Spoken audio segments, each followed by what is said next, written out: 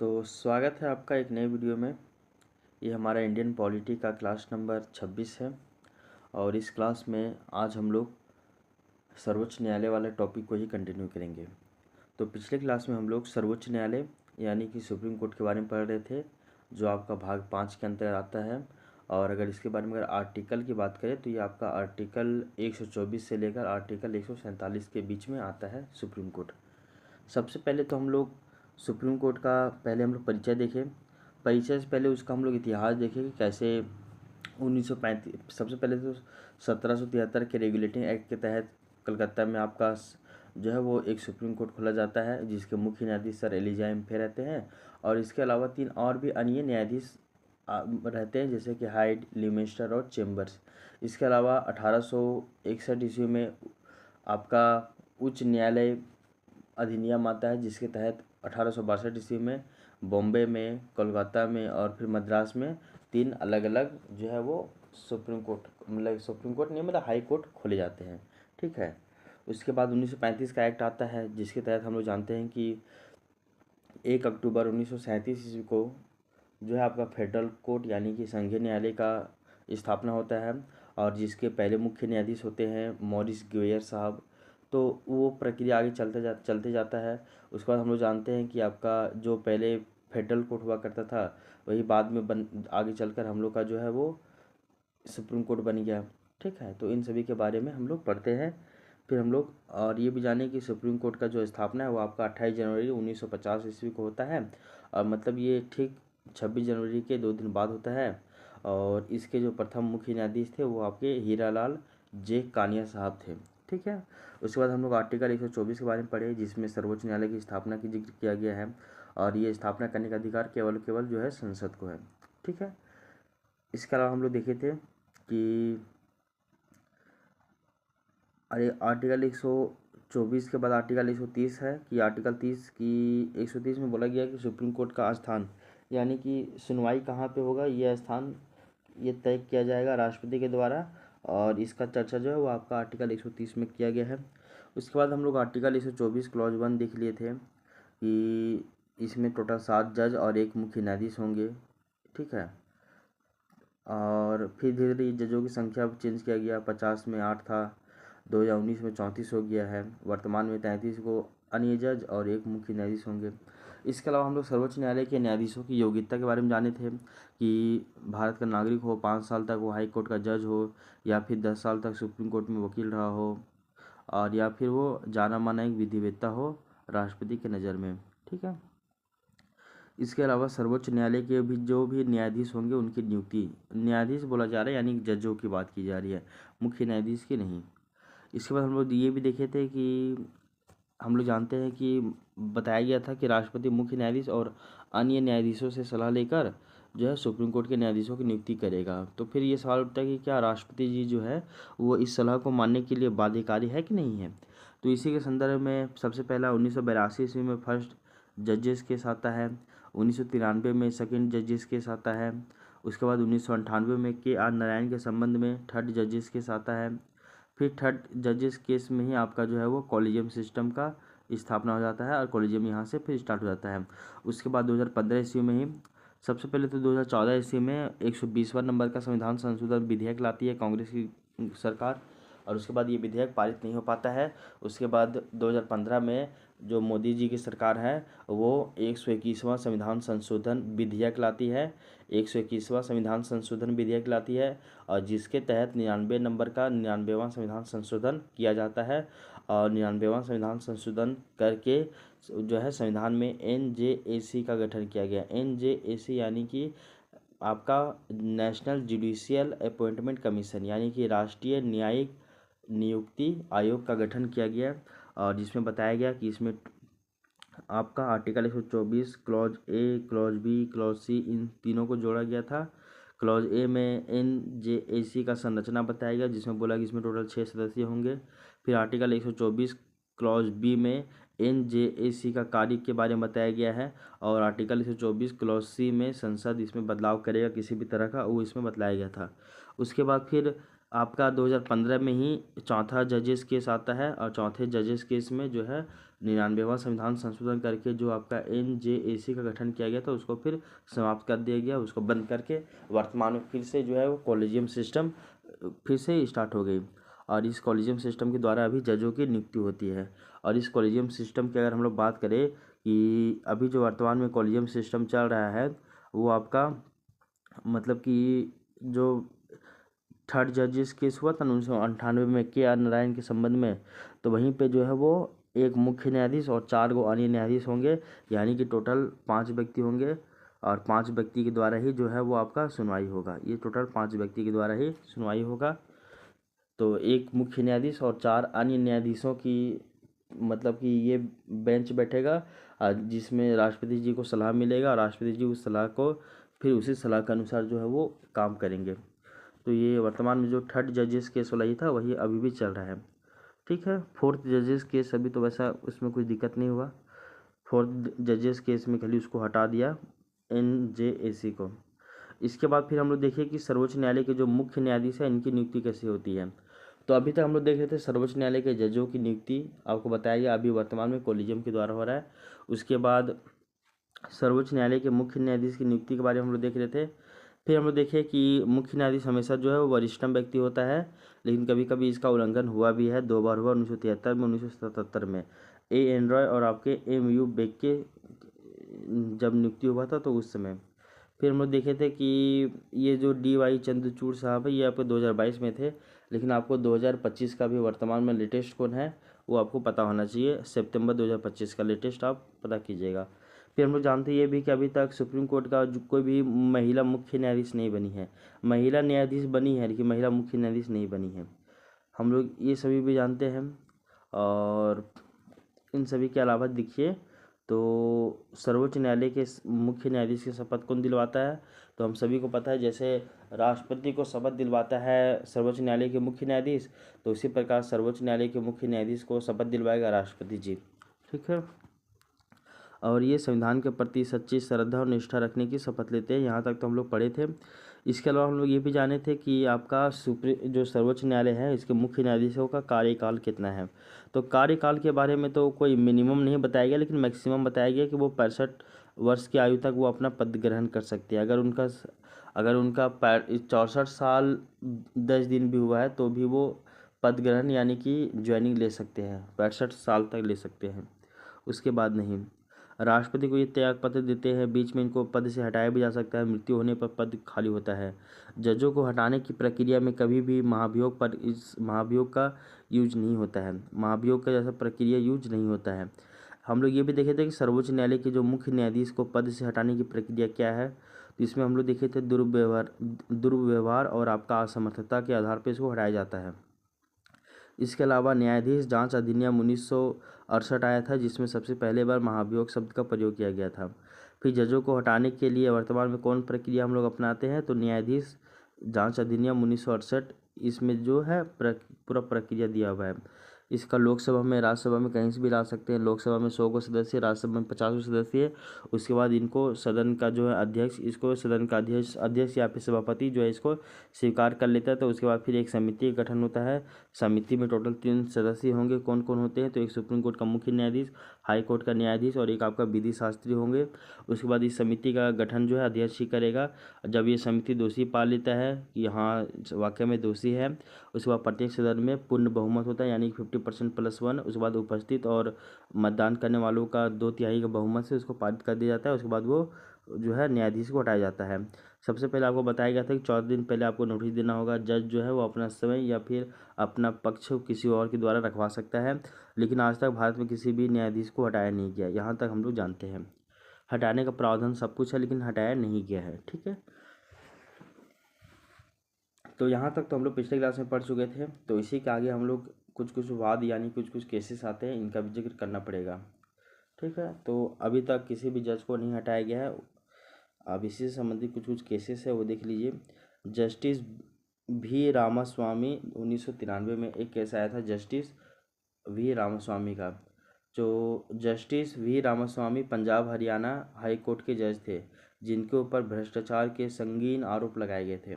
तो एक व्यक्ति थे जिनका नाम है जस्टिस भी रामास्वामी। हम सभी को पता है कि जो भी न्यायाधीश होते हैं उनके नाम के आगे हम लोग न्यायाधीश या फिर जस्टिस शब्द जोड़ देते हैं। तो जस्टिस भी रामास्वामी 1993 में इनके ऊपर केस आया था और बताया जाता था कि ये पंजाब और हरियाणा का संयुक्त जो है वो हाई कोर्ट का ये क्या थे, जज थे, जिनके ऊपर भ्रष्टाचार का संगीन आरोप लगाया गया था। लोकसभा की समिति ने उन्हें दोषी पाया था। उनके खिलाफ लोकसभा में प्रस्ताव पारित नहीं हो पाया था। कांग्रेस के सदस्य उठकर चले गए थे। तो आपके जो है जस्टिस भी रामास्वामी के बारे में पंजाब और हरियाणा के ये हाई कोर्ट के ये जज थे। इनके ऊपर भ्रष्टाचार का संगीन आरोप लगाया गया था। फिर बाद में जब ये दोषी पाए भी जाते हैं तो लोकसभा में इनका जो है ये प्रस्ताव पारित नहीं होता है और लोकसभा के सदस्य उठकर चले जाते हैं, तो ये विधेयक रद्द हो जाता है। फिर देख लीजिए जस्टिस दीपक मिश्रा, ये लेटेस्ट है 2018 में। तो जस्टिस दीपक मिश्रा जो है वो 2018 में हटाने का प्रस्ताव राज्यसभा में लाया गया था। आपके इनका जो है वो लोकसभा में लाया गया था। किनका? तो आपका जस्टिस भी रामास्वामी का लोकसभा में लाया गया था, जबकि जस्टिस दीपक मिश्रा को हटाने का प्रावधान राज्यसभा में लाया गया था और 50 सदस्यों ने इसकी शुरुआत की थी, परंतु राज्यसभा के सभापति ने प्रस्ताव को रद्द कर दिया गया था। और उसमें राष्ट्रपति के जो है सभापति कौन थे? तो एम वेंकैया नायडू थे। कौन? तो एम वेंकैया नायडू थे 2018 में। इसके अलावा देखिए नोट में करके दिया हुआ है कि हाई कोर्ट के न्यायाधीशों की हटाने की प्रक्रिया सुप्रीम कोर्ट के न्यायाधीशों को हटाने की तरह ही है। तो हाई कोर्ट के यानी कि उच्च न्यायालय के जो भी न्यायाधीश होंगे उनको भी वही सेम प्रोसीजर से हटाया जाएगा जो प्रोसीजर से सुप्रीम कोर्ट के न्यायाधीशों को हटाया जाता है। ठीक है, तो इस पॉइंट को भी हमेशा याद रखिएगा कि जिस तरह से सुप्रीम कोर्ट के जजों को हटाया जाता है सेम वही प्रोसीजर हाई कोर्ट के जजों को भी हटाने का होता है। ठीक है, आज तक हाई कोर्ट के किसी भी जज को इस प्रक्रिया से हटाया नहीं गया है।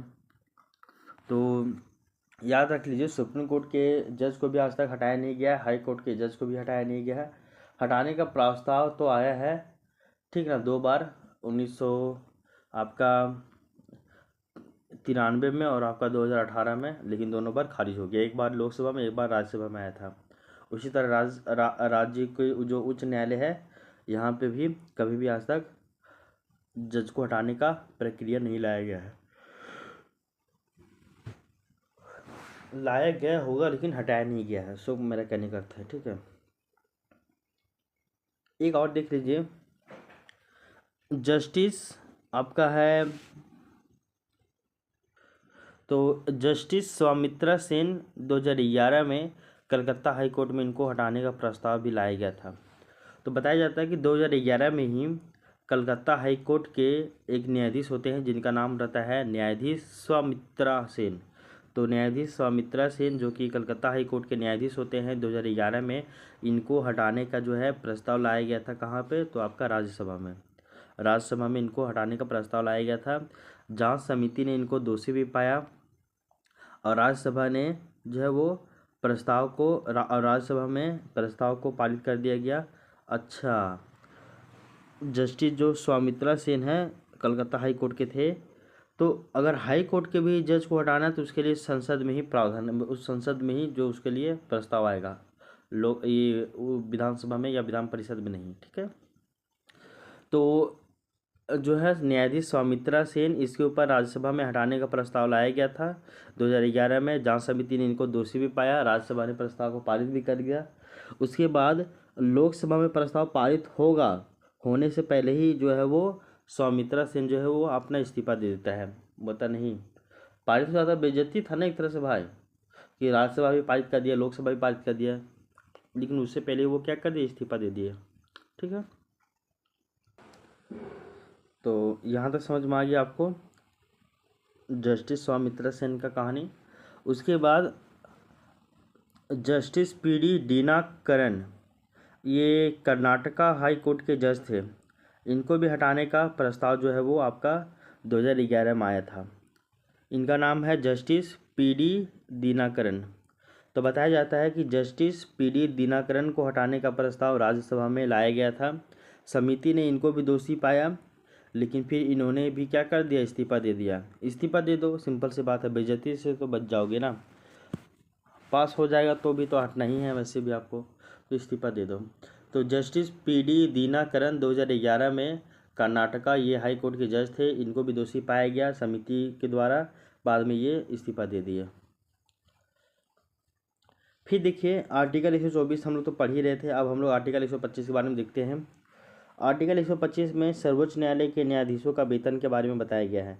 यानी कि जो भी सुप्रीम कोर्ट के जो भी न्यायाधीश होंगे, मुख्य न्यायाधीश की बात नहीं, मुख्य न्यायाधीश के अलावा सभी न्यायाधीशों की बात की जा रही है इसमें, और मुख्य न्यायाधीश को भी इसमें हम लोग ऐड करके देख लेंगे। तो याद कीजिए कि सर्वोच्च न्यायालय के न्यायाधीशों की वेतन, जिसमें हम लोग मुख्य न्यायाधीश को भी देख लेंगे और आपके अन्य न्यायाधीशों को भी देख लेंगे, यानी कि उनके सैलरी की बात की जा रही है, ठीक है। तो बताया जाता है कि जजों का जो वेतन है वो भारत की संचित निधि पे क्या होता है, संचित निधि से दिया जाता है। तो हम लोग जानते हैं संचित निधि पे दो तरह का आपका व्यय होता है संचित निधि में। एक व्यय जो होता है उसमें आपको संसद का अनुमोदन नहीं लेना पड़ता है, और एक वाली जो व्यय है उस व्यय में आपको संसद का अनुमोदन लेना होता है, ये भी हम लोग जानते हैं। संचित निधि में दो प्रकार के व्यय होते हैं, एक है आपका भारत में व्यय यानी कि चार्ज अपॉन एक्सपेंडिचर, और एक है आपका से किया गया व्यय यानी कि मेड फ्रॉम। जब हम लोग भारत में व्यय करते हैं तो संवैधानिक पदाधिकारियों का वेतन की बात करते हैं, यानी कि प्रेसिडेंट, कैग, जज, इन सभी का जो भी वेतन भत्ता होगा, वेतन भत्ता नहीं केवल वेतन, वो केवल आपका संचित निधि से दिया जाएगा, और इसके लिए आपको मतलब कि अनुमोदन नहीं लेना पड़ेगा संसद का। इसके अलावा से किया गया व्यय में यानी कि मेड फ्रॉम में हम लोग इससे पैसा संसद के अनुमोदन के बाद ही निकाला जा सकता है, और बजट भी जो है वो इसी निधि पर ही पारित होता है, ठीक है, ये भी हम लोग जानते हैं। तो जजों का वेतन भारत के संचित निधि से दिया जाता है, और ये आपका संचित निधि का जो दो प्रकार है, भारत में व्यय और ये आपका से किया गया व्यय, तो दोनों में से जो है किसका भाग है, भारत में व्यय, और इसके लिए संसद का अनुमोदन की आवश्यकता नहीं होती है। ये समझ में आ गया। इसके अलावा देखिए सुप्रीम कोर्ट के जो मुख्य न्यायाधीश हैं इनका वेतन है 2,80,000 रुपया। तो सुप्रीम कोर्ट के मुख्य न्यायाधीश का वेतन 2,80,000 रुपया है। वहीं सुप्रीम कोर्ट के जो अन्य न्यायाधीश हैं उनका वेतन 2,50,000 है। इस वाले पॉइंट को भी याद रखिएगा। तो सुप्रीम कोर्ट के मुख्य न्यायाधीश का वेतन 2,80,000 और अन्य न्यायाधीशों का वेतन 2,50,000 है, ठीक है। ये था आपका आर्टिकल 165, ये बात कहता है। अब देखिए आर्टिकल 165 के अलावा आर्टिकल 125 के अलावा आर्टिकल 126 दिखते हैं। तो आर्टिकल 126 में बोला गया है कि सर्वोच्च न्यायालय के कार्यकारी मुख्य न्यायाधीश की नियुक्ति। तो कार्यकारी बोले तो क्या होता है, तो एक्टिंग चीफ जस्टिस की नियुक्ति। तो सर्वोच्च न्यायालय के कार्यकारी मुख्य न्यायाधीशों की नियुक्ति। तो सर्वोच्च न्यायालय में ना जो है कभी कभी ना जैसे कि मुख्य न्यायाधीश नहीं है कुछ कारण से, या तो उनका पद खाली है, तो ऐसे में कार्यकारी मुख्य न्यायाधीश का जो है वो गठन किया जाता है सर्वोच्च न्यायालय में। तो बताया जाता है कि यदि मुख्य न्यायाधीश अनुपस्थित होते हैं या फिर किसी कारण से वो छुट्टी पर होते हैं या फिर उनका पद खाली होता है, तो ऐसे में जो है वो आपका कार्यकारी मुख्य न्यायाधीशों की नियुक्ति की जाती है। सिंपल सी बात है, जैसे कभी कभी एक्टिंग प्रेसिडेंट, एक्टिंग आपका प्राइम मिनिस्टर, इन सभी के रूप में काम करता है ना भाई, तो सेम उसी वही प्रोसीजर है यहाँ पे आपका। जब राष्ट्रपति हो पद खाली हो तो उपराष्ट्रपति जो है वो राष्ट्रपति के तौर पे काम करते हैं, तो वो कहलाते हैं कार्यकारी राष्ट्रपति यानी कि एक्टिंग प्रेसिडेंट। तो सेम यहाँ पे भी है कि जब मुख्य न्यायाधीश का पद खाली हो या किसी कारणवश से रिक्त हो, तो ऐसे में जो है वो कार्यकारी मुख्य न्यायाधीश का जो है वो नियुक्ति किया जाता है। कार्यकारी मुख्य न्यायाधीश यानी कि एक्टिंग चीफ प्रेसिडेंट, इसका नियुक्ति जो है वो किया जाता है, ठीक है ना। इसको भी आप याद रखिएगा। तो यहाँ बताया जाता है कि आर्टिकल 126 में ये बात बताया गया कि यहाँ पे कार्यकारी मुख्य न्यायाधीशों की नियुक्ति होता है। इसके अलावा देखिए आर्टिकल 127 में फिर बोला गया, आर्टिकल 127 में कि सर्वोच्च न्यायालय के तदर्थ न्यायाधीशों की नियुक्ति। तो आर्टिकल 100 जो है किसमें, तो आर्टिकल 126 में कार्यकारी मुख्य न्यायाधीशों की नियुक्ति का प्रावधान किया गया है, जबकि आर्टिकल 127 में जो है वो आपका तदर्थ न्यायाधीशों की नियुक्ति का बात किया गया है, तदर्थ की बात की गई है। तदर्थ यानी कि एडहॉक यानी कि अपॉइंटमेंट ऑफ एडहॉक जजेस ऑफ द सुप्रीम कोर्ट। तो अपॉइंटमेंट ऑफ एडहॉक जजेस ऑफ द सुप्रीम कोर्ट, तो ये इसमें बताया गया है। और इसमें बोला गया है कि सुप्रीम कोर्ट के न्यायाधीशों का कोरम पूरा ना होने पर अतः बेंच यानी कि पीठ में जजों की संख्या पूरी नहीं होने पर सुप्रीम कोर्ट का जो मुख्य न्यायाधीश है वो राष्ट्रपति की पूर्व अनुमति से एक तदर्थ न्यायाधीश की भी नियुक्ति करता है। तो हम लोग जानते हैं कि आपका तदर्थ न्यायाधीश क्या होता है वो समझिए, सिंपल सी बात है। जैसे हम लोग पढ़े थे कि आर्टिकल 126 में आपका जो है वो मुख्य मतलब कार्यकारी मुख्य न्यायाधीश का जिक्र किया गया है, प्रावधान किया गया नियुक्ति संबंधी। उसके अलावा आर्टिकल 187 में सर्वोच्च न्यायालय में यानी कि सुप्रीम कोर्ट में एडहॉक जो जज होंगे यानी कि तदर्थ जो भी न्यायाधीश है उनका नियुक्ति कैसे होता है, कैसे नहीं होता, क्यों होता है वो भी देख लीजिए। तो सुप्रीम कोर्ट में जब न्यायाधीशों का कोरम पूरा नहीं हो रहा होता है, कोरम आपको पता है ना एक तरह से कि 33 को अन्य न्यायाधीश और एक आपके मुख्य न्यायाधीश होंगे यानी कि टोटल 34 को व्यक्ति होने चाहिए। कभी कभी इनका बेंच पूरा नहीं होता, तो ऐसे में जजों की संख्या पूरी नहीं होती है। तो ऐसे में क्या करता है जो मुख्य न्यायाधीश होता है वो राष्ट्रपति की पूर्व अनुमति से पूर्व अनुमति लेता है और राष्ट्रपति की पूर्व अनुमति से ही वो एक तदर्थ न्यायाधीश की नियुक्ति करता है।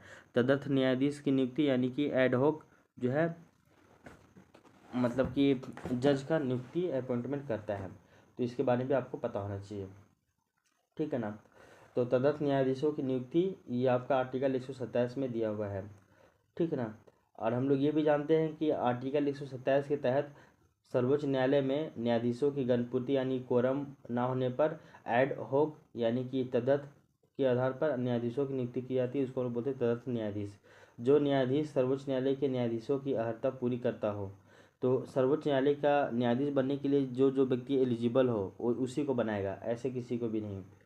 इसके अलावा हम लोग ये भी जानते हैं कि सामान्यतः ऐसी किसी न्यायाधीश के स्वास्थ्य या किसी अन्य कारण में अपना कार्य न कर पाने की स्थिति में होता है। कभी कभी ऐसा होता है ना कि कोई कोई न्यायाधीश जो है वो किसी कारणवश वो मतलब कि आने में असमर्थ है या फिर वो उनका स्वास्थ्य हेल्थ इशू ठीक नहीं है, प्रॉब्लम है और आज सुनवाई था कुछ बात को लेकर, तो उनके जगह में ऐसे में जो है वो नहीं आते, तो फिर इनका जो तदर्थ वाला स्थिति आता है देखने को, तदर्थ वाला फिर, ठीक ना। हम लोग ये भी जानते हैं, इसके अलावा यहाँ पे बताया गया था नोट में करके और भी बताया गया कि तदर्थ न्यायाधीश की नियुक्ति मुख्य न्यायाधीश करते हैं। सिंपल सी बात है, राष्ट्रपति नहीं करेंगे, राष्ट्रपति का केवल सलाह मांगेंगे मुख्य न्यायाधीश, लेकिन नियुक्ति जो है वो हमेशा मुख्य न्यायाधीश ही करते हैं। तो इस पॉइंट को भी आप याद रखिएगा। तो बोला गया है कि सर्वोच्च न्यायालय का मुख्य न्यायाधीश इस आशय से उस न्यायाधीश से लिखित अनुरोध कर सकता है, परंतु इसके लिए 2 शर्तें पूरी होनी चाहिए। पहला शर्त क्या है, उसे संबंधित उच्च न्यायालय के मुख्य न्यायाधीश से परामर्श करना होगा जहां से तदर्थ न्यायाधीश को लेना है। अगर तदर्थ न्यायाधीश को सुप्रीम कोर्ट में लेना है और वो है आपका झारखंड का जज है, तो उसको फिर झारखंड हाई कोर्ट के जो है आपके जज से उनको जो है परमिशन लेना होगा, बात करना होगा, सहमति लेना होगा। उसके अलावा उसको राष्ट्रपति से भी सहमति लेना होगा। दोनों को सहमति मिल जाएगा तब फिर जो है सुप्रीम कोर्ट का मुख्य न्यायाधीश तदर्थ न्यायाधीश का नियुक्ति कर देता है। इसके अलावा तदर्थ न्यायाधीश के रूप में नियुक्त न्यायाधीश जब सर्वोच्च न्यायालय की बैठकों में उपस्थित होगा तब उसे वे सभी अधिकार, वे सभी शक्तियाँ, वो सभी विशेषाधिकार प्राप्त होंगे जो सर्वोच्च न्यायालय के न्यायाधीशों के पास होते हैं। तो सेम वही कहानी है, अगर वो जिस रूप में काम करेगा उसको उस रूप में अधिकार मिलेगा, विशेषाधिकार मिलेगा, शक्तियाँ मिलेगी, सिंपल सी बात है, ठीक है। तो तदर्थ न्यायाधीश आर्टिकल 127 में इनका जिक्र किया गया है और तदर्थ न्यायाधीश जो है वो हमेशा कौन करता है, तो आपके मुख्य न्यायाधीश ही इनका नियुक्ति करता है राष्ट्रपति की सलाह से। आप देख लीजिए आर्टिकल 127 के बाद आर्टिकल 128 देखते हैं। तो अभी हम लोग आर्टिकल 126 देखे जो है वो आपका क्या था, तो कार्यकारी मुख्य न्यायाधीश का नियुक्ति। आर्टिकल 127 देखिए हम लोग तदर्थ न्यायाधीश के बारे में। आर्टिकल 128 में देखते हैं हम लोग कि सर्वोच्च न्यायालय में सेवानिवृत्त न्यायाधीशों की नियुक्ति। तो सर्वोच्च न्यायालय में कभी कभी ना जो सेवानिवृत्त जो हो जाते हैं यानी कि जो रिटायर हो जाते हैं जज, उनका भी नियुक्ति किया जाता है, यानी कि अपॉइंटमेंट ऑफ ए रिटायर्ड जज टू द सुप्रीम कोर्ट। तो कभी कभी क्या होता है कि सुप्रीम कोर्ट के मुख्य न्यायाधीश सेवानिवृत्त न्यायाधीशों को नियुक्त कर सकते हैं, और वो भी किसकी अनुमति से, तो वो भी राष्ट्रपति की पूर्व अनुमति से। ऐसा क्यों किया जाता है वो देख लीजिए। सुप्रीम कोर्ट के रिटायर्ड जज किसी भी सुप्रीम कोर्ट के रिटायर्ड जज किसी भी नियोजन में कार्य नहीं कर सकते अथवा नौकरी नहीं कर सकते हैं। ये नौकरी नहीं कर रहे, बल्कि ये केवल किसी रूप में केवल आगे देखिए, भारत सरकार के किसी न्यायालय में वकालत नहीं कर सकते हैं। देखो, एक चीज़ बताया जाता है कि जो सुप्रीम कोर्ट के जो सेवानिवृत्त न्यायाधीश है, यानी कि जो रिटायर्ड जज है, इनको भी सुप्रीम कोर्ट के मुख्य न्यायाधीश वापस से नियुक्त कर सकते हैं आपके राष्ट्रपति की पूर्व अनुमति को लेकर। कहाँ पे? सुप्रीम कोर्ट में।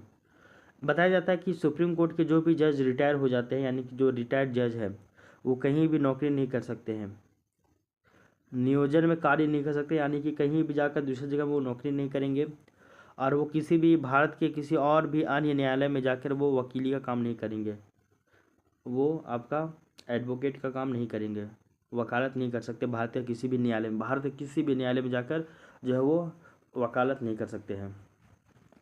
तो कभी कभी क्या हो जाता है ना कि सुप्रीम कोर्ट में काम का जो दायरा बहुत ज़्यादा बढ़ जाता है, और उसको सॉल्व करने में सुप्रीम कोर्ट के पास समय नहीं रहता है, सुप्रीम कोर्ट उसको सॉल्व नहीं कर पाता है।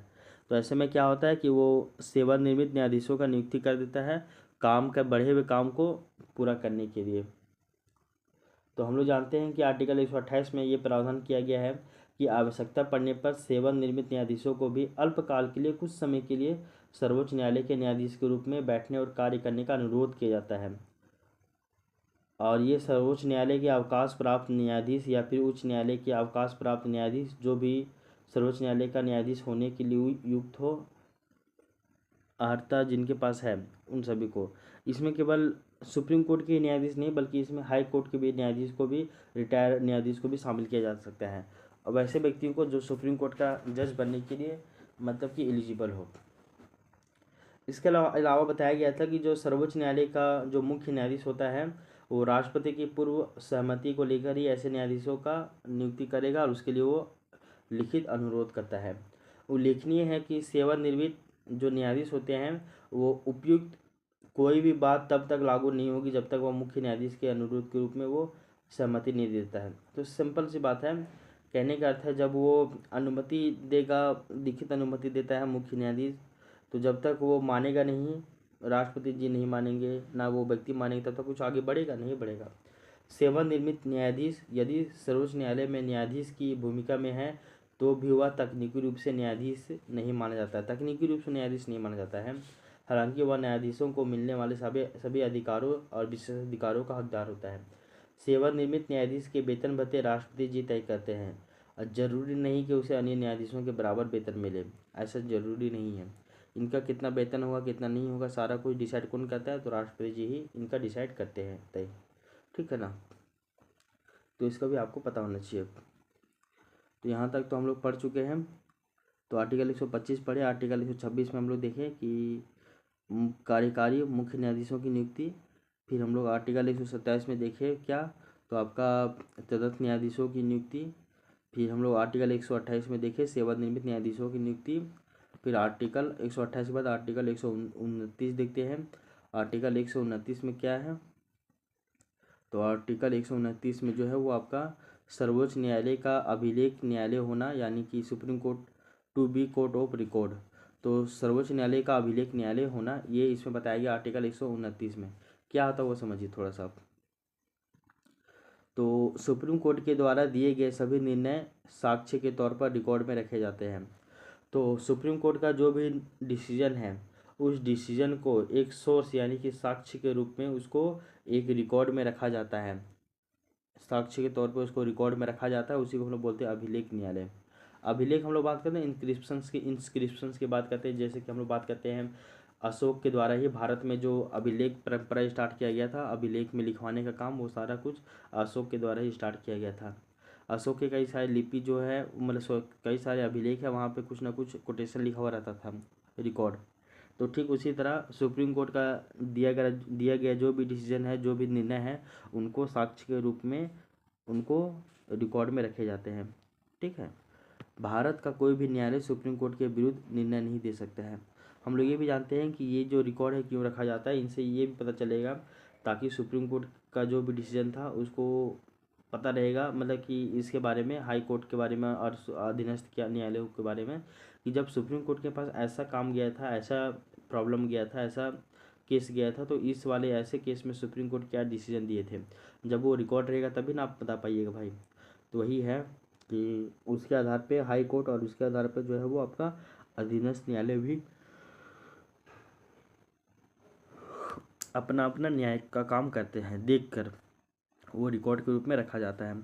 तो सुप्रीम कोर्ट के द्वारा दिए गए सभी निर्णय साक्ष्य के तौर पर रिकॉर्ड में रखे जाते हैं, वही आपका अभिलेखीय न्यायालय कहलाता है।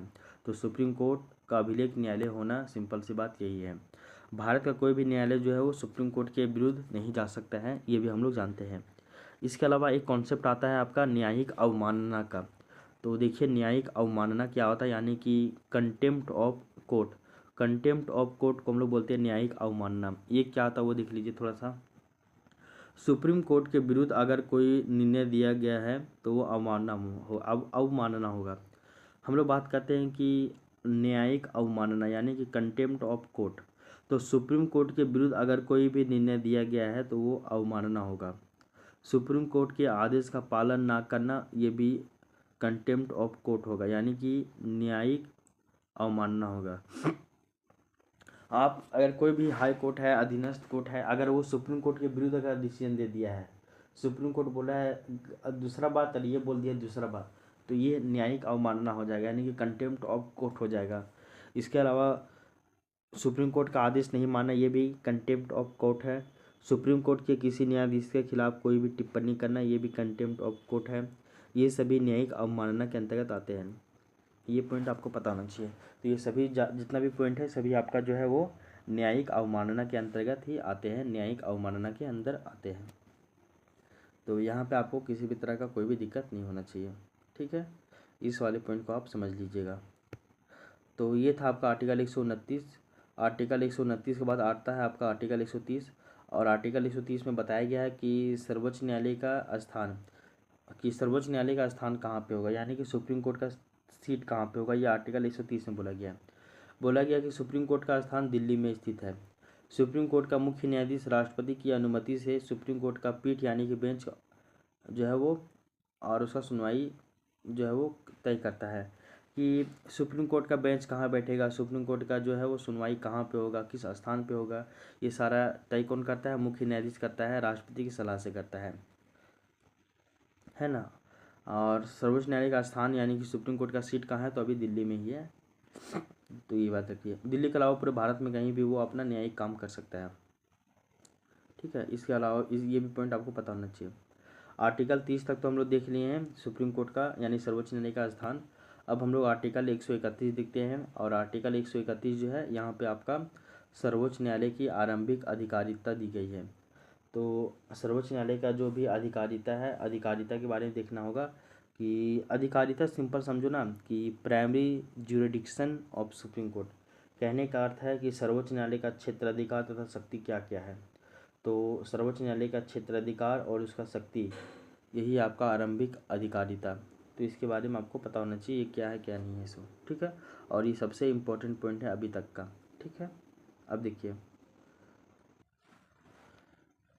तो आर्टिकल 131 में आपका सर्वोच्च न्यायालय की आरंभिक अधिकारिता की जिक्र की गई है। आरंभिक अधिकारिता सिंपल से समझिए बात कि सर्वोच्च न्यायालय का क्षेत्राधिकार एवं उसकी शक्तियाँ। तो सर्वोच्च न्यायालय का अगर अधिकार और क्षेत्राधिकार की बात करें हम लोग, तो इनका सबसे पहले हम लोग पढ़ते हैं एक मूल या फिर आरंभिक अधिकारिता। इसके अलावा जो है वो आपका रिट अधिकारिता होता है कि रिट जारी करता है। अपीलीय अधिकारिता होता है। इसके अलावा सलाहकारी अधिकारिता भी होता है सुप्रीम कोर्ट के पास। इसके अलावा अभिलेख न्यायालय की शक्तियाँ भी होती है इसके पास। इसके अलावा जो है जैसे कि आप न्यायिक पुनर्लोकन की शक्तियाँ बात करते हैं आर्टिकल 32 के तहत, वो भी होता है।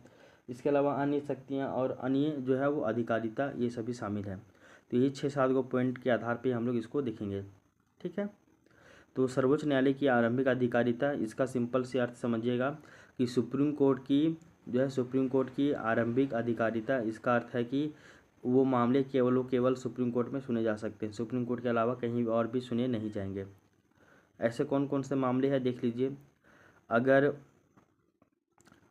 अगर केंद्र का अगर कोई विषय है, सेंटर का विषय कोई है, अगर देश का विषय है तो उसका सुनवाई केवल सुप्रीम कोर्ट में होगा, राज्य में नहीं, पहला पॉइंट। अगर दो राज्यों के मध्य में अगर विवाद हो रहा है, तो दो राज्यों के मध्य में अगर विवाद है, दो राज्यों के मध्य में, जैसे कि झारखंड और बिहार में विवाद हो गया, महाराष्ट्र और मध्य प्रदेश में विवाद हो गया, तो उसका सुनवाई केवल केवल जो है वो आपका कौन करेगा? सुप्रीम कोर्ट करेगा, हाई कोर्ट नहीं। इसके अलावा देखिए, केंद्र का राज्यों के साथ विवाद हो गया, तो वो भी आपका कौन उसको करेगा? तो सुप्रीम कोर्ट करेगा। समझ में आया? तो अब ये आरंभिक अधिकारिता सिंपल से अर्थ समझिए कि वो मामला जिसका सुनवाई केवल सुप्रीम कोर्ट करेगा। नोट में करके बताया गया है कि अनुच्छेद 71, तो अनुच्छेद 71 में बात बोला, जैसे अनुच्छेद 72 में आपका राष्ट्रपति का क्षमादान की शक्तियाँ बताया गया है, वहीं आर्टिकल 71 में बोला गया है कि जो राष्ट्रपति जो है या फिर उपराष्ट्रपति के निर्वाचन के संबंध में कोई भी विवाद होता है, उत्पन्न होता है, तो उस विवाद को सुनने का जो अधिकार है केवल केवल सुप्रीम कोर्ट के पास है। और अनुच्छेद जो है वो आपका 131 के अंतर्गत परिभाषित मूल आरंभिक अधिकारिता से नहीं आता है। अच्छा सुनिए, हम लोग जानते हैं कि राष्ट्रपति और उपराष्ट्रपति के निर्वाचन में अगर किसी भी तरह का कोई भी विवाद उत्पन्न होता है, तो उसको सॉल्व करने का अधिकार केवल और केवल किनके पास है? तो आपका सर्वोच्च न्यायालय के पास है, यानी कि सुप्रीम कोर्ट के पास है। ये पावर कहाँ से मिलता है? तो ये आपको आर्टिकल 71 देता है। बस इतना ही पॉइंट याद रखिएगा, ये सब याद मत रख लीजिए, ठीक है? इसमें कन्फ्यूजन है। परंतु यह सिर्फ सुप्रीम कोर्ट का मूल क्षेत्राधिकार है, व्यवहारिक। सिंपल समझिए, अगर हम लोग आर्टिकल 131 क्या कहता है वहाँ पे हल्का समझ लीजिए आप। आर्टिकल 131 जो है वो आपका मूल या फिर आरंभिक अधिकारिता का बात करता है। तो आर्टिकल 131 क्या है? तो आर्टिकल 131 ये आपका मूल या फिर जो है वो आपका आरंभिक अधिकारिता की बात करता है, मूल या फिर आरंभिक अधिकारिता की बात करता है। और मूल या फिर आरंभिक अधिकारिता का जो जिक्र है वो आपका संविधान के आर्टिकल 131 में किया गया है। इन मामलों में किसी वाद यानी कि लिटिगेशन या फिर केस की शुरुआत सर्वोच्च न्यायालय में ही हो सकती है। यह अधिकारिता अमेरिकी सुप्रीम कोर्ट के संघीय मामलों से जुड़ी अधिकारिता के समान है। इसके अंतर्गत सर्वोच्च न्यायालय तीन प्रकार के मामलों में सुनवाई करता है। कहने का अर्थ क्या है वो देख लीजिए। अभी जो बोला गया था ना आपको ना कि आर्टिकल 131 में मूल या फिर आरंभिक अधिकारिता है, जिसके ऊपर सुनवाई केवल और केवल कौन करेगा? सुप्रीम कोर्ट करेगा। इसमें तीन तरह के विवाद आते हैं, एक तरफ भारत सरकार और दूसरी तरफ एक या एक से अधिक राज्य की सरकारें हों, तो ये आपका सुप्रीम कोर्ट के मूल या फिर आरंभिक अधिकारिता है।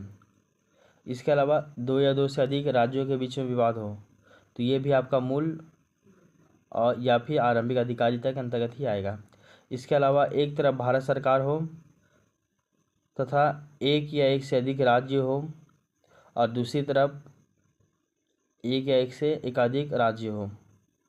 तो कहने का अर्थ है एक और भारत सरकार तथा एक या एक से अधिक राज्य है।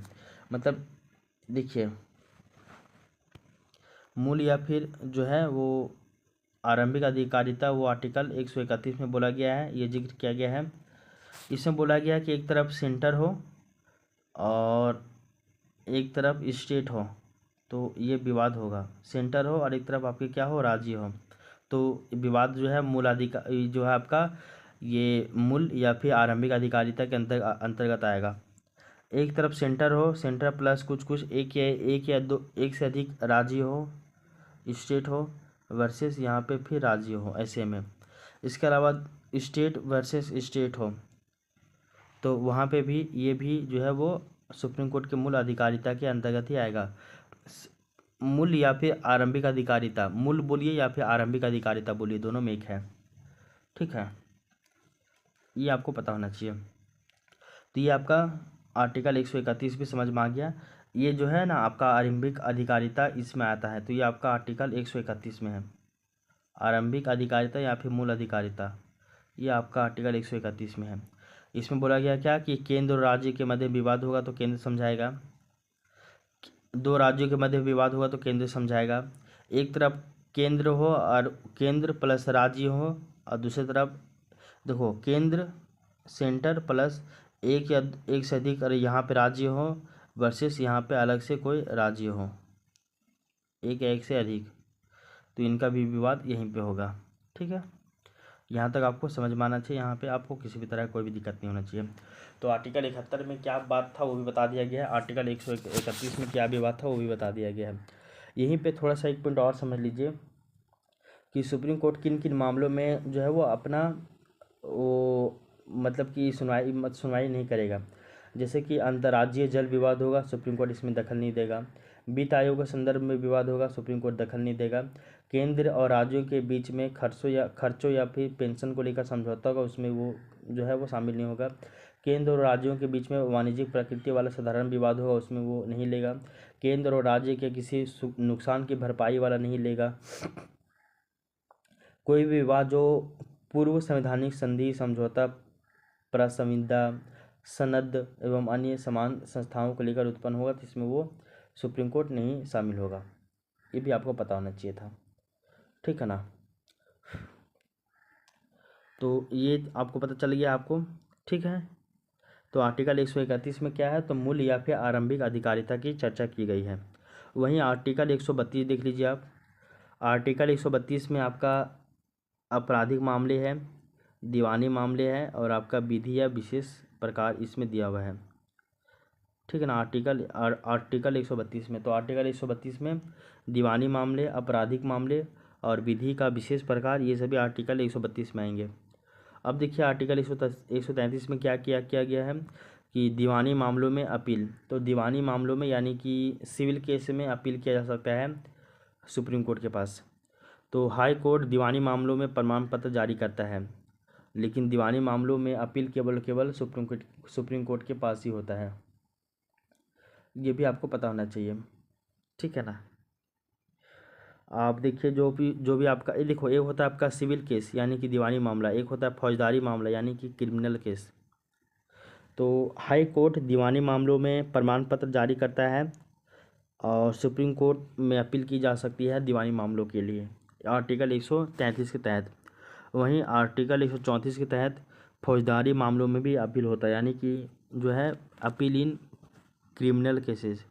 यदि किसी मामले में जिला न्यायालय में किसी को दोष मुक्त करार दिया गया है, तो हाई कोर्ट और उसको हाई कोर्ट ने फांसी दे दिया है, तो उसको फिर सुप्रीम कोर्ट में ये मामला जाएगा। सिंपल सी बात है, किसी भी कोई मामला आया है जिसमें जिला न्यायालय जो है वो किसी व्यक्ति को दोषी मुक्त कर दिया है, बोला कि नहीं तुम अब दोषी नहीं हो, और हाई कोर्ट जो है बोल दिया कि नहीं तुमको फांसी का सज़ा मिलेगा, तो ऐसे में वो मामला फिर जो है कहाँ जाएगा, सुप्रीम कोर्ट में जाएगा। तो सुप्रीम कोर्ट में दीवानी मामलों का भी अपील होता है आर्टिकल 133 के तहत। वहीं आर्टिकल 134 के तहत सुप्रीम कोर्ट में जो है वो आपराधिक मामलों का भी अपील होता है। ठीक है, ये था आपका आर्टिकल 133 और 134। इसके अलावा आर्टिकल 134 क्लॉज ए भी है। तो आर्टिकल 134 क्लॉज ए में क्या बोला गया है, हाई कोर्ट यदि सुप्रीम कोर्ट जाने का प्रमाण देता है तो आर्टिकल 134 में हाई कोर्ट यदि सुप्रीम कोर्ट जाने का प्रमाण देता है, कि सुप्रीम कोर्ट बोलता है हाई कोर्ट की जाओ तुम सुप्रीम कोर्ट के पास चले जाओ, अगर सुप्रीम कोर्ट खुद ऑर्डर देगा जाने का, अपील करेगा, तो वो आपका आर्टिकल 134 क्लॉज ए में है। और हाई कोर्ट किसी को मृत्युदंड का सज़ा दिया है और सब ऑर्डिनेट कोर्ट उसको बरी कर दिया है, तो ये मामला खुद चला जाएगा सुप्रीम कोर्ट के पास आर्टिकल 134 में। लेकिन हाई कोर्ट यदि खुद से अगर सुझाव दे या खुद से ही वो अपील करे कि ये मामला सुप्रीम कोर्ट में लेकर जाइए, तो ये आपका आर्टिकल 134 क्लॉज ए में आएगा। ठीक है, इसके अलावा आर्टिकल 135 भी आता है, जिसमें संघीय न्यायालय की सभी शक्तियाँ सुप्रीम कोर्ट को प्राप्त होती है। तो संघ न्यायालय की यानी कि फेडरल कोर्ट का जितना भी शक्तियाँ हैं वो सभी आपका किसके पास है, तो सुप्रीम कोर्ट के पास प्राप्त है, ये आपका आर्टिकल 135 कहता है। इसके अलावा आर्टिकल 136 भी आता है कि सर्वोच्च न्यायालय में विशेष अपील यानी कि special appeal to the supreme court. इसमें बोला गया है कि यदि किसी मामले में उच्च न्यायालय ने प्रमाण पत्र जारी नहीं किया है तो सुप्रीम कोर्ट में अपील की जा सकती है। देखो कभी कभी क्या होता है ना कि आपको अगर हाई कोर्ट के डिसीजन से आप जो है वो संतुष्ट नहीं है, तो आप अपील भी कर सकते हो, तो उसको बोला जाता है कि सर्वोच्च न्यायालय में विशेष अपील, जो कि आर्टिकल 136 में दिया हुआ है। तो यदि किसी मामले में आप उच्च न्यायालय से सहमत नहीं है तो आप उसके लिए अपील कर सकते हो सर्वोच्च न्यायालय में भी। तो आर्टिकल 136 में ये बात कहा गया है। इसके अलावा देखिए आर्टिकल 137 आता है, और आर्टिकल 137 में बोला गया कि सुप्रीम कोर्ट अपने द्वारा दिए गए निर्णयों का वो पुनर्वलोकन करता है, यानी कि जो भी निर्णय आपने दिया है उसमें भी वो कुछ ना कुछ चेंज कर सकता है। ऐसा नहीं कि वो दे दिया तो वही अंतिम निर्णय है, ऐसा भी कुछ नहीं होता है, ठीक ना। तो जैसे कि आप देखते होंगे 1960 ईस्वी में बेरूबारी वाद आया था, 1973 में आपका केशवानंद भारती आया था। इसमें अपने ही दिए गए निर्णयों का वो जांच करता है, यानी कि पुनर्वलोकन करता है। पुनर्वलोकन यानी कि जुडिशियल रिव्यू होता है ना, जुडिशियल। तो सुप्रीम कोर्ट अपने ही द्वारा दिए गए निर्णयों का वो अपना जांच करता है, जैसे कि बेरूबारी वाद में किया था 1960 में, अपने ही निर्णय को चेंज किया। फिर 1973 में केशवानंद भारती का केस आता है, उसमें भी अपने ही निर्णय को वो चेंज किया। ये सभी आपका आर्टिकल 137 के तहत आता है। यहाँ बताया जाता है आर्टिकल 137 में ही कि आर्टिकल 137 में बोला गया है कि आर्टिकल 137 और न्यायिक पुनर्वलोकन यानी कि जुडिशियल रिव्यू दोनों अलग अलग बात है। न्यायिक पुनर्वलोकन में सुप्रीम कोर्ट संसद की विधि का पुनर्वलोकन करता है। देखिए एक चीज़ याद रख लीजिएगा, आर्टिकल 137 में बोला गया है कि सुप्रीम कोर्ट अपने द्वारा दिए गए निर्णयों का पुनर्वलोकन करता है, ठीक है ना। तो ये अलग बात है। और आर्टिकल 137 में जो कहा गया बात है वो, और न्यायिक पुनर्वलोकन यानी कि जुडिशियल रिव्यू दोनों अलग अलग बात है। ये नहीं कि दोनों एक ही है। ये आर्टिकल 137 में बोलता है क्या कि अपने द्वारा दिए गए निर्णयों का ही केवल वो जांच करेगा, वो आर्टिकल 137 कहता है। जबकि न्यायिक पुनर्वलोकन यानी कि जुडिशियल रिव्यू क्या कहता है कि जो है वो कोई भी वाद विवाद का जो है जांच होगा, ये जुडिशियल रिव्यू कहलाता है, न्यायिक पुनर्वलोकन कहलाता है, ठीक है ना। और न्यायिक पुनर्वलोकन यानी कि न्यायिक शक्तियाँ हैं कि अगर आपके साथ किसी भी तरह का भेदभाव हो रहा है तो आप फिर जा सकते हो सुप्रीम कोर्ट वगैरह, है ना, ये भी याद रख लीजिएगा। तो न्यायिक पुनर्वलोकन ये भी याद रखिए कि किसी को कुछ काम करने से रोका जा रहा है और वो सही काम के लिए रोका जा रहा है तो उसको हम लोग न्यायिक पुनर्वलोकन कहते हैं। और न्यायिक सक्रियतावाद की अपना काम तो कर ही रहा है, अपना काम छोड़कर दूसरों का काम भी करने लग गया है, तो उसको बोलते हैं न्यायिक सक्रियतावाद, ठीक है।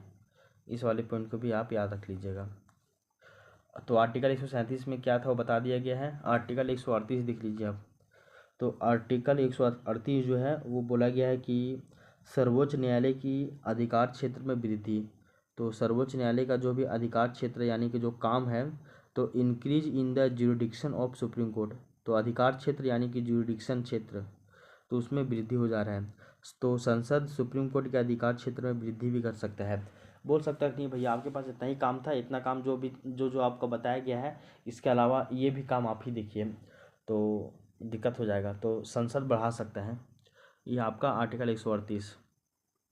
वहीं आर्टिकल 139 में देख लीजिए कि सुप्रीम कोर्ट को 5 प्रकार का रिट जारी करने का भी अधिकार होता है आर्टिकल 139 में। तो आर्टिकल 139 में जो है बात बताया गया है कि सुप्रीम कोर्ट जो है भैया वो 5 प्रकार का रिट भी जारी करता है। अगर हम लोग देखें वो 5 गो प्रकार कौन कौन है वो देख लीजिए आप। 5 प्रकार का रिट जारी करता है, तो वो कौन कौन रिट जारी करता है वो देख लीजिए। एक है आपका बंदी प्रत्यक्षीकरण यानी कि हैबिस कॉर्पस। एक आपका परमादेश यानी कि मैंडमस। एक है आपका प्रतिषेध यानी कि प्रोहिबिशन। एक है आपका उत्प्रेषण यानी कि कर्टियोरेरी उत्प्रेषण। और एक है आपका अधिकार परीक्षा यानी कि क्यू वारंटो। ये पांचों क्या है आप जानते होंगे कि आर्टिकल 32 के तहत सुप्रीम कोर्ट जो है वो 5 तरह का रिट जारी करता है। आपका हैबिस कॉर्पस, मैंडमस, प्रोहिबिशंस, कर्टियोरेरी और आपका क्यू वारंटो। और ये सभी आर्टिकल आपका आर्टिकल 32 के तहत करता है रिट जारी। और इसका उल्लेख कहाँ पे किया गया, आर्टिकल 139 में इसका जिक्र किया गया है। इस वाले पॉइंट को भी आप याद रख लीजिएगा। तो रिट ज्यूरिडिक्शन यानी कि रिट अधिकारिता आर्टिकल 139 में है। और ये सभी हम लोग जो है वो मौलिक अधिकार वाले टॉपिक में ही पढ़ चुके हैं, ठीक है ना। इसलिए आप कन्फ्यूजन मत होइएगा, वहाँ से इसको कनेक्ट कीजिए, ठीक है।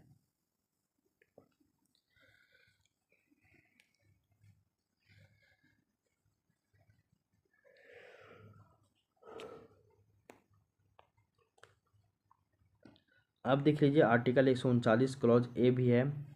आर्टिकल 139 क्लॉज ए में क्या कहा गया वो देखिए। यदि कोई मामला अगर दो उच्च न्यायालयों में चल रहा है तो सुप्रीम कोर्ट ऐसे मामले को उच्च न्यायालय की प्रार्थना, अटॉर्नी जनरल या फिर याचिकाकर्ता का प्रार्थना पर सुन सकता है।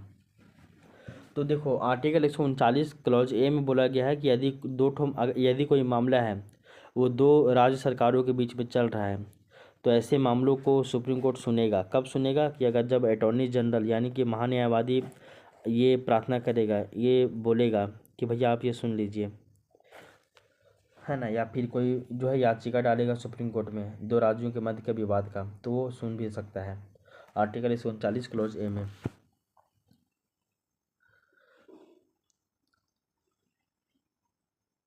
दो उच्च न्यायालय में, सॉरी, यदि कोई मामला दो राज्यों में चल रहा है वो नहीं, यहाँ था कि यदि कोई मामला दो उच्च न्यायालय में चल रहा है, यानी कि दो गो उच्च न्यायालय में, दो गो हाई कोर्ट में कोई मामला चल रहा है, तो ऐसे मामला को भी सुप्रीम कोर्ट तो डायरेक्ट अपने से नहीं उसको रुकवा देगा, लेकिन यदि कोई अपील कर दे या महान्यायवादी अपील कर दे तो ऐसे में वो मामले को सुप्रीम कोर्ट अपने पास ला सकता है, यदि कोई दो हाई कोर्ट में यानी कि उच्च न्यायालय में मामला चल रहा हो तो। ठीक है।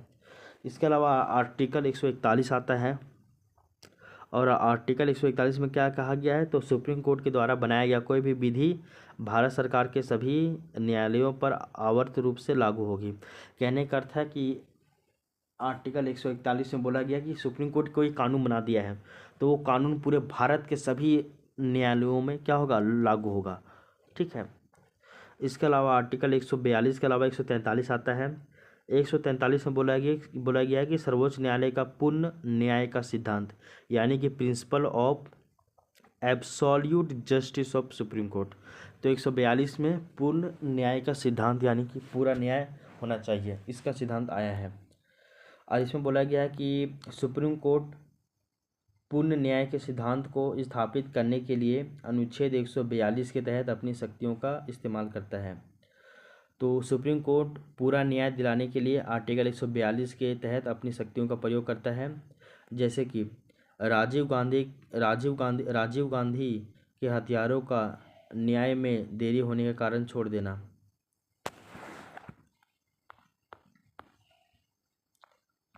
ठीक है। तो ये क्या था वो आप थोड़ा सा देख लीजिए। तो सिंपल याद रख लीजिए ना कि आर्टिकल 142 जो है वहाँ पे सर्वोच्च न्यायालय का पूर्ण न्याय का सिद्धांत दिया हुआ है। तो आर्टिकल 142 में सर्वोच्च न्यायालय का यानी कि सुप्रीम कोर्ट का पूर्ण न्याय का सिद्धांत दिया हुआ है। पूर्ण न्याय का सिद्धांत आर्टिकल 142 में दिया हुआ है। ठीक है ना, ये भी आपको पता होना चाहिए। ठीक है, यहाँ तक तो दिक्कत नहीं होना चाहिए। इसके अलावा आर्टिकल 143 आप यहीं पे सुन लीजिए। आर्टिकल 143 क्या है? तो आर्टिकल 143 है कि वो सलाहकारी अधिकारिता, यानी कि आर्टिकल 143 में ये बात बोला गया कि सुप्रीम कोर्ट को सलाहकारी अधिकारिता भी दी गई है।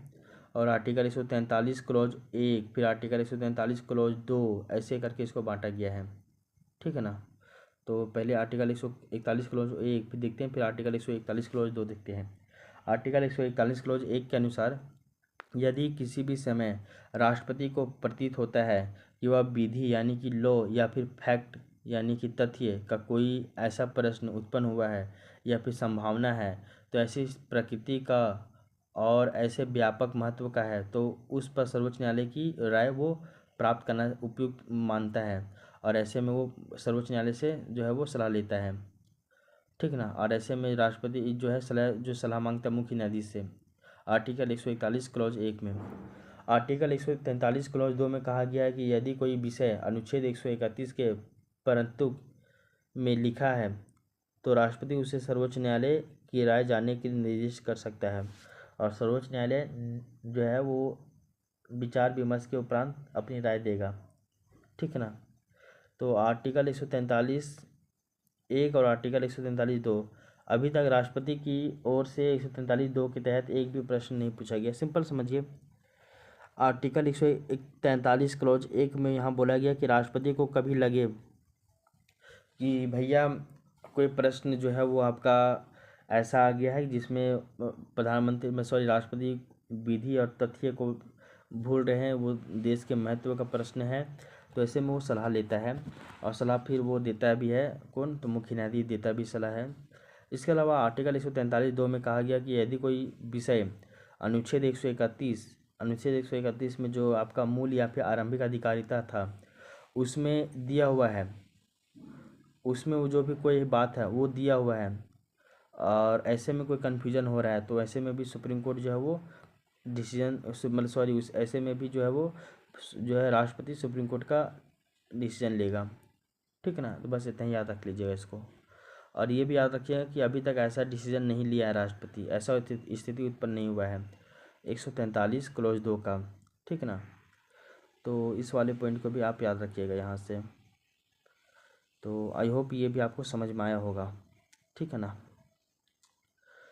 तो आपका आर्टिकल 143 क्लॉज 1 और आर्टिकल 143 क्लॉज 2 जो बोले हैं वो बात सुनिएगा, ध्यान रखिएगा इसको, कहीं दिक्कत नहीं होगा आपको।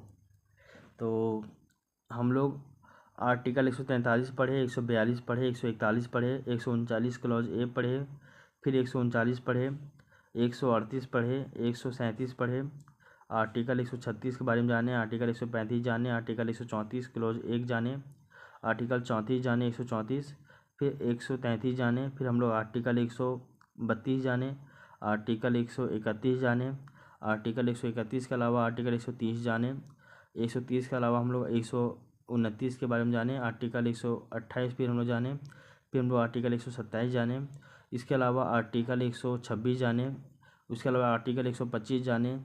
यहाँ तक तो हम लोग देखे थे। आर्टिकल 124 तो देखे थे, 1 और 2 करके हम लोग इसको बात किए थे। इन सभी के बारे में हम लोग पढ़े, फिर हम लोग जो है इसके बारे में डिटेल से हम लोग देखें।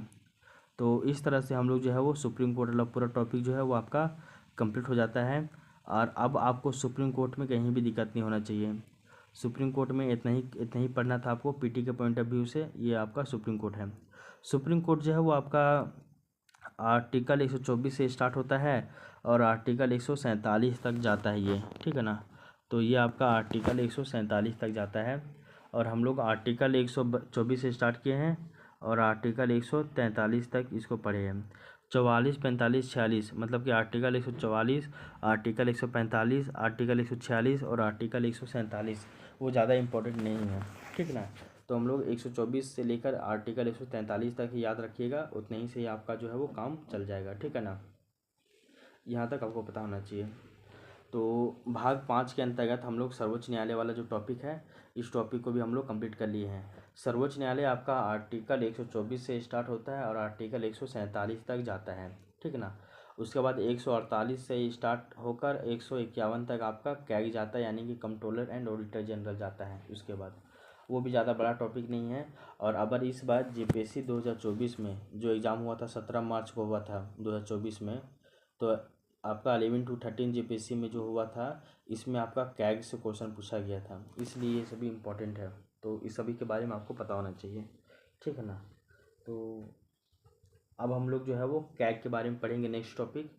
तो हम लोग सर्वोच्च न्यायालय आज के क्लास में पूरा कंप्लीट कर लिए हैं। सर्वोच्च न्यायालय का आज और कल दो दिन में आपका सर्वोच्च न्यायालय कंप्लीट हो गया है। अब हम लोग थोड़ा सा केवल कैग के बारे में पढ़ लेंगे और कैग के बारे में पढ़ लेंगे तो आपका ये वाला जो टॉपिक है पूरा भाग 5 यानी कि संघ पूरा कंप्लीट हो जाएगा। तो भाग 5 की बात करें तो संघ आपका पूरा कंप्लीट हो जाएगा। एक बार हम लोग उसको देख लेते हैं कि भाग 5 में क्या क्या पढ़ना था हम लोगों को। ठीक है ना, तो देखिए यहाँ पे ये आपका भाग 5 है संघ। ठीक है ना, जो स्टार्ट किए थे हम। और ये संघ जो है वो आर्टिकल 52 से स्टार्ट होता है और आर्टिकल 151 तक ये जाता है, जिसमें हम लोगों को सबसे पहले कार्यपालिका के बारे में पढ़ना होता है, जो आपका आर्टिकल 52 से लेकर आर्टिकल 78 तक आता है। इसमें हम लोग राष्ट्रपति, उपराष्ट्रपति, प्रधानमंत्री, मंत्रिपरिषद, महान्यायवादी, भारत सरकार, इन सभी के बारे में पढ़े, भारत सरकार के कार्य। उसके बाद संघ का विधायिका पढ़े हम लोग आर्टिकल 79 से 127, फिर संघ का न्यायपालिका पढ़े, आज कंप्लीट हो गया 124 से 147। अब हम लोग कैग के बारे में पढ़ते हैं, जो कि आर्टिकल 148 से स्टार्ट होता है और आर्टिकल 151 तक जाता है। उसके बाद 152 से स्टार्ट होगा, 237 तक जाएगा आपका भाग 6 यानी कि राज्य। तो अब हम लोग जो है वो संघ के बारे में संघ का एक लास्ट टॉपिक कैग के बारे में पढ़ते हैं। तो आइए स्टार्ट करते हैं कैग के बारे में। ठीक है, तो अब हम लोग नेक्स्ट नियंत्रक और महालेखा परीक्षक यानी कि कैग के बारे में पढ़ेंगे। तो आपको अभी बताया गया था कि जो हमारा संघ है, ये संघ का अगर हम लोग बात करें तो मान लीजिए ऐसा संघ है, तो संघ के टोटल जो है वो 4 भाग होते हैं। पहला है संघ का कार्यपालिका, दूसरा है संघ का विधायिका, तीसरा है संघ का न्यायपालिका और चौथा है जो है वो आपका कैग है। ठीक है, कैग यानी कि कंट्रोलर एंड ऑडिटर जनरल, जिसको हम लोग नियंत्रक और महालेखा परीक्षक कहते हैं। और कैग की अगर बात करें तो ये आपका आर्टिकल 148 से यानी कि 148 से लेकर 151 तक आता है। यहाँ तक आपका जो है वो कैग का चर्चा किया गया है। तो हम लोग अब कैग के बारे में पढ़ेंगे और कैग जैसे ही आपका कंप्लीट हो जाएगा तो संघ वाला जो टॉपिक है वो आपका अच्छी तरीके से कंप्लीट हो जाएगा। तो संघ का जो चारों पार्ट है, विधायिका, कार्यपालिका, न्यायपालिका और कैग, ये चारों पार्ट आपका कंप्लीट हो जाएगा। अच्छा, कैग को पढ़ने से पहले हम लोगों को थोड़ा सा जानना पड़ेगा कि हमारे देश में संस्थाएं हैं यानी कि बॉडीज़ है।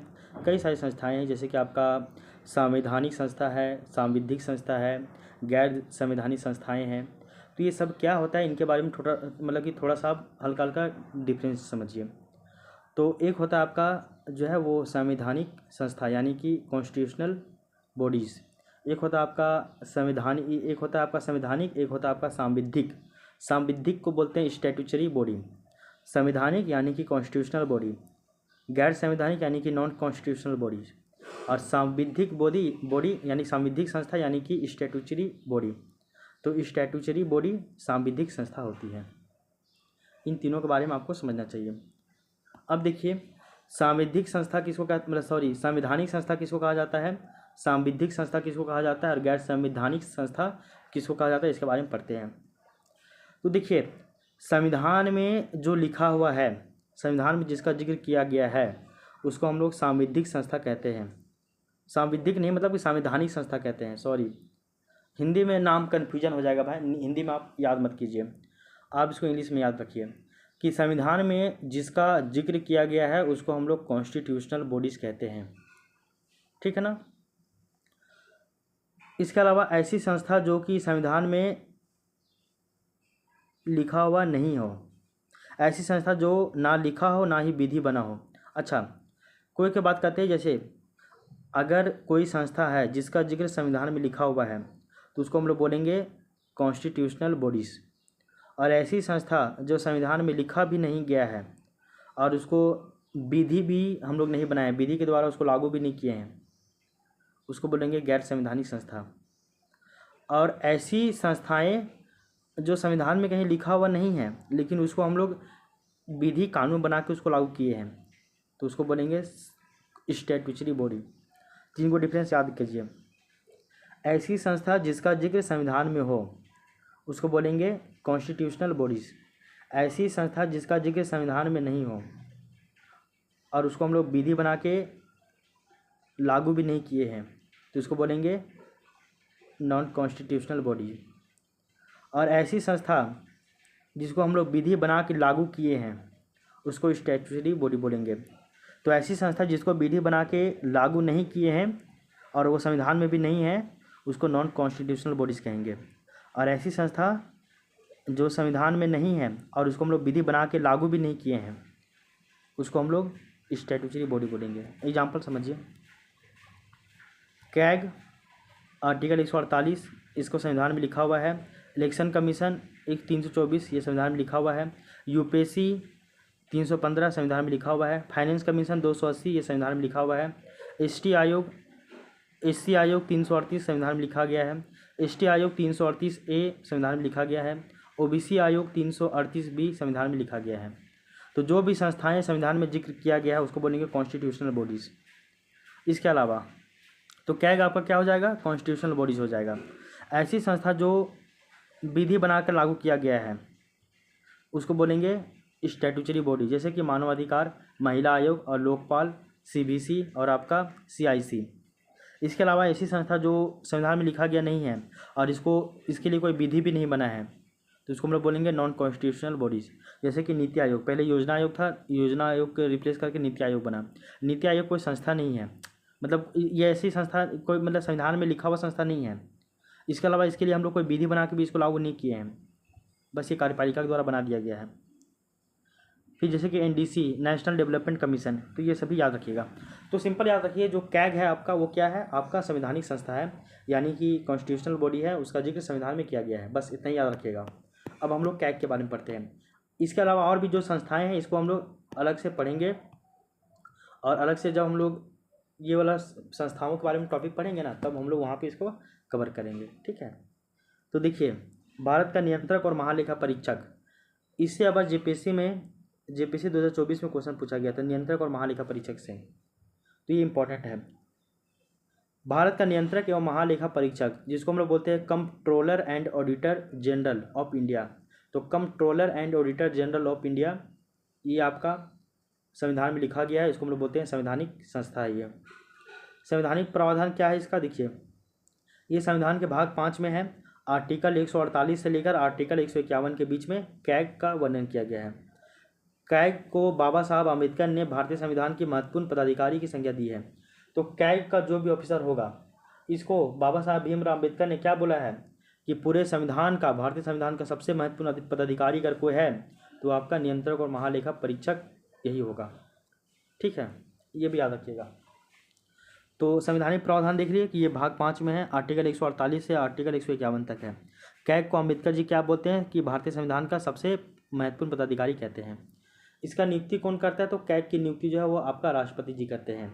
इसकी योग्यता क्या है कैग बनने के लिए, तो संविधान में योग्यता का जो है उल्लेख कहीं भी नहीं किया गया है। संसद के द्वारा कानून बनाकर योग्यता का निर्धारण किया गया है और किया गया है। आगे देख लीजिए, लोकवित्त या फिर सरकारी लोक सेवा विशेषज्ञ या फिर 10 वर्ष तक लोक सेवा में रहा हो तो उसको हम लोग कैग बनाते हैं। लोक सेवा यानी कि पब्लिक सर्विस की बात की जा रही है ना। लोकवित्त यानी कि पब्लिक फाइनेंस, यानी कि जो व्यक्ति पब्लिक फाइनेंस में, लोकवित्त में 10 साल से नौकरी कर रहा हो, अगर कोई व्यक्ति जो है वो पब्लिक फाइनेंस में यानी कि लोकवित्त से संबंधित हो, लोकवित्त में वो पब्लिक फाइनेंस में नौकरी कर रहा है या फिर वहाँ पे वो सेवा दे रहा है, या फिर कोई 10 साल से कोई व्यक्ति जो है वो लोक सेवा दे रहा है, पब्लिक सर्विस दे रहा है फाइनेंस से संबंधित, तो वही इसका योग्यता है। तो संविधान में कहीं भी इसका योग्यता का उल्लेख नहीं किया गया है। संसद इसके लिए कानून बनाया है और कानून बनाकर इसका योग्यता को निर्धारित किया है और बोला कि अगर कोई व्यक्ति लोकवित्त या फिर सरकारी लोक सेवा का विशेषज्ञ या फिर 10 वर्ष तक लोक सेवा में जो व्यक्ति रहा हो वो इसके लिए एलिजिबल है। कैग का कार्यकाल देख लीजिए, तो कैग का कार्यकाल पद ग्रहण करने की तारीख से 6 वर्ष या फिर 65 साल की आयु होती है। तो कैग वही व्यक्ति बनेगा, 65 साल के बाद ज़्यादा वो नहीं हो सकता है। देखिए, कैग का जो कार्यकाल कब से कब तक है, जिस दिन वो पद ग्रहण करेगा उस दिन से लेकर वो 6 साल तक कैग के रूप में काम करेगा। अगर इसी बीच 6 साल का जो कार्यकाल है, अगर इसी बीच उसका अगर उम्र 50 साल क्रॉस हो जाता है तो वो पद से हट जाएगा, सिंपल बात है। कैग को शपथ राष्ट्रपति या फिर उसके द्वारा नियुक्त कोई व्यक्ति दिलवाता है। तो कैग को शपथ कौन दिलवाता है, राष्ट्रपति जी दिलवाते हैं। अच्छा, एक पॉइंट और देख लीजिए, यहाँ दिया गया है कि पद से हटाना, तो बताया जाता है कि सुप्रीम कोर्ट के न्यायाधीशों को पद से हटाने की, जो जिस तरह से हम लोग सुप्रीम कोर्ट के जज को हटाते हैं पद से, सेम वही प्रोसीजर आपका कैग को हटाने में भी लगेगा। अपने पद पर रहने के बाद संघ या फिर राज्य सरकार के अधीन किसी नौकरी और पद का जो है पात्र नहीं होगा, सिंपल सी बात है। तो ये किसी और जगह नौकरी नहीं करेगा। और कैग को हटाने का प्रावधान वही है जो आपका भारत के न्यायाधीशों का, मतलब सुप्रीम कोर्ट के न्यायाधीशों को हटाने का प्रावधान है, सेम वही प्रावधान जो है वो इसके लिए भी आता है।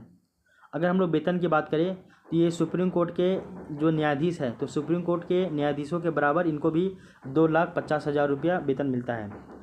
सुप्रीम कोर्ट के मुख्य न्यायाधीश को 2,80,000 रुपये मिलता है मंथली, जबकि अन्य न्यायाधीशों को 2,50,000 रुपये मिलता है। और उसी तरह कैग को भी उतना ही वेतन मिलता है। और इसको हटाने का प्रावधान वही है कि जो सुप्रीम कोर्ट के जज को हटाने का प्रावधान जो है वही सेम प्रावधान कैग को भी हटाने का है। इसका कार्य देख लीजिए, कार्य क्या है, तो कार्य है कि यहाँ बताया जाता था कि 1976 के पहले लेखांकन यानी कि अकाउंटिंग और लेखा परीक्षण यानी कि ऑडिट दोनों का काम करता था, परंतु वर्तमान में 1976 के बाद सिर्फ लेखा परीक्षक करता है। तो याद होना चाहिए इसको। 1976 से पहले जो कैग है वो आपका लेखांकन यानी कि ऑडिटिंग का भी काम करता था और परीक्षण यानी कि ऑडिट का भी काम करता था, यानी कि जांच पड़ताल भी करता था और फाइल को मेंटेन भी करता था। लेकिन 1976 के बाद क्या हो गया कि इनका काम केवल और केवल लेखा परीक्षण है, यानी कि ऑडिट करना है, फाइल को मेंटेन करना नहीं है, लिखा पढ़ी करना नहीं है कि कहाँ पे कितना खर्च हुआ ये नहीं करना है, केवल जांच करना है कि आप इतना पैसा लिए यहाँ से, वो सही जगह काम खर्च किए कि नहीं किए हैं, बस वो जांच करेगा। इसके अलावा संचित निधि, लोक लेखा निधि, आकस्मिक निधि, इससे होने वाले खर्च का ये लेखा परीक्षक करता है। तो जो 3 तरह का जो निधि है आपका, पब्लिक अकाउंट, कंसोलिडेटेड फंड और आपका जो कॉन्टीजेंसी फंड, इनसे जो पैसा निकल रहा है कहाँ खर्च हो रहा है, इसको जांच करने का अधिकार कैग को है। आगे देख लीजिए, सरकारी धन के दुरुपयोग के संबंध में रिपोर्ट तैयार करता है कि सरकार जो है धन का पैसा जो है कहीं धन का दुरुपयोग तो नहीं कर रही, इसके लिए वो रिपोर्ट तैयार करेगा। आगे देख लीजिए, कैग की रिपोर्ट भ्रष्टाचार रोकने का प्रमुख साधन है। तो कैग के रिपोर्ट से भ्रष्टाचार को रोका जा सकता है। कैग अपनी रिपोर्ट राष्ट्रपति को सौंपता है और राष्ट्रपति संसद में इसको रखवाता है। तो कैग जो है अपना रिपोर्ट किसको देगा, तो राष्ट्रपति को सौंपता है और राष्ट्रपति इसके रिपोर्ट को जो है संसद में रखवाता है और संसद इसे लोक लेखा समिति को भेजता है। तो लोक लेखा समिति जो है वो इसको भेजता है कैग की रिपोर्ट को। समझिए, कैग जो है अपना रिपोर्ट राष्ट्रपति को सौंपेगा और राष्ट्रपति जो है उसको संसद में इसको पेश करवाएगा और संसद जो है संसद में इसको जो है फिर वो लोक लेखा समिति के पास भेजा जाएगा, फिर वहाँ पे इसको जांच किया जाएगा। इसके बाद देख लीजिए, लोक लेखा समिति के मित्र, दार्शनिक एवं पथ प्रदर्शक की संज्ञा दी जाती है। तो देख लीजिए, कैग को लोक लेखा जो समिति है उस समिति का दोस्त माना जाता है, उसका मित्र माना जाता है, उसका दार्शनिक माना जाता है, उसका पथ प्रदर्शक माना जाता है कैग को। किसका, तो लोक लेखा समिति का। तो ये सारे जो काम है वो आपके लोक लेखा के मतलब ये कैग के हो गए। तो कैग के बारे में इतना प्रावधान दिया गया है। अच्छा, भारत के प्रथम अगर कैग की बात करें तो वह है आपके भी नाराहरि राव। तो भी नाराहरि राव जो है वो भारत के पहले कैग थे और वर्तमान में भारत के कैग कौन है, तो गिरीश चंद्र मुर्मू हैं। आप लेटेस्ट 2025 में चेक कर लीजिएगा कि भारत के वर्तमान में कैग कौन है, ठीक है ना, ये भी आपको पता होना चाहिए। ठीक है, यहाँ तक आपको किसी भी तरह का कोई भी दिक्कत नहीं होना चाहिए कैग के बारे में। तो ये आपका कैग का जो है प्रावधान दिया गया है और ये कैग हम लोग पढ़ लिए हैं। तो आपका जो भारत का जो है मतलब संघ वाला क्षेत्र है जो है सॉरी भाग 5 जो है संघ, तो संघ पूरा कंप्लीट हो गया। संघ का विधायिका, संघ का कार्यपालिका, संघ का न्यायपालिका और जो है कैग, ये चारों हम लोग पढ़ लिए हैं। अब हम लोग कल की क्लास में हम लोग राज्य के बारे में पढ़ेंगे, ठीक है। तो आई होप आपको हम ये समझा पाने में सफल रहे हैं। अब आपको इसमें किसी भी तरह का कोई भी दिक्कत नहीं होगा। तो अब हम लोग मिलते हैं नेक्स्ट क्लास में और उस क्लास में हम लोग जो है वो भाग 6 को स्टार्ट करेंगे। तो भाग 5 आज आपका पूरा कंप्लीट हो गया है। अब आपको कहीं भी किसी भी तरह का कोई भी दिक्कत नहीं होगा। तो भाग 5 कंप्लीट हो गया। अब हम लोग कल की क्लास में भाग 6 स्टार्ट करेंगे। तो ठीक है, थैंक यू। अब हम लोग मिलते हैं नेक्स्ट क्लास में, तब तक के लिए टेक केयर, बाय बाय।